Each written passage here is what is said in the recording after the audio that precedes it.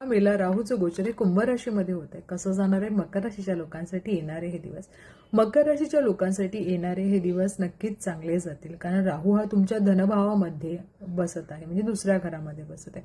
दुसरा भाव हे फॅमिलीचं दाखवतं, धनभावाचं दाखवतं, त्याचबरोबर वाणीचं सुद्धा दाखवतं.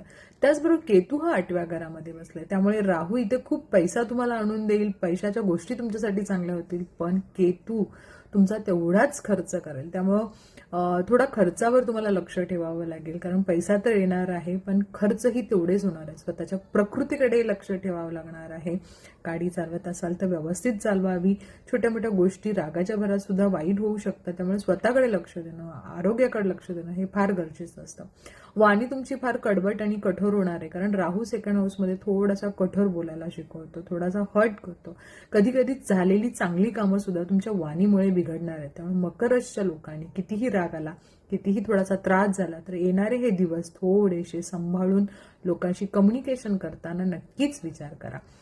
त्याचबरोबर शनी हा 3ऱ्या घरामध्ये आहे, त्यामुळे सुद्धा चांगलं आहे. त्याबरोबर शनी 7.5 ही तुमची संपलेली आहे, त्यामुळे चांगल्या गोष्टी होतील, कारण गुरु इथे 6 हाऊसमध्ये म्हणजे तुमच्या नोकरीच्या भावामध्ये सुद्धा बसला. त्यामुळे ज्यांना नोकरी करायची आहे, नवीन नोकरीसाठी अपॉर्च्युनिटी हव्या असतील तर नक्कीच तुम्हाला अपॉर्च्युनिटी मिळू शकतील.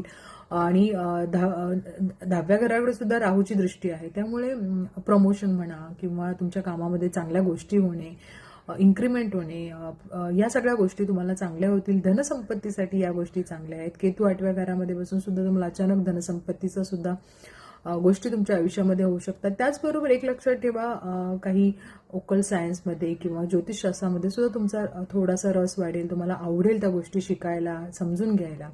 या सगळ्या गोष्टी तुमच्याबरोबर होणार आहेत. फक्त तुम्हाला तुमच्या वाणीवर थोडंसं नियंत्रण ठेवावं लागेल, कारण तुम्ही पटकन काही बोलून घरातल्या लोकांशी किंवा ऑफिसमधल्या काही कलिग्स लोकांशी बोलताना तुम्हाला नक्कीच त्रास होऊ शकतो. तुम्ही लोकांना दुखवाल आणि त्यामुळे तुम्हाला त्रास होऊ शकतो. आणि दुसरी गोष्ट की खूप साऱ्या गोष्टी अशांना राहू थोडासा तुम्हाला खर्चही करवेल, त्यामुळे खर्चाकडे थोडंसं लक्षही ठेवा. उपाय नक्की करा. ओम राहवे नमा 108 वेळा करू शकता तुम्ही हा मंत्र, आणि नवग्रह स्तोत्र मी तुम्हाला डिस्क्रिप्शनमध्ये देत आहे, तेही करा.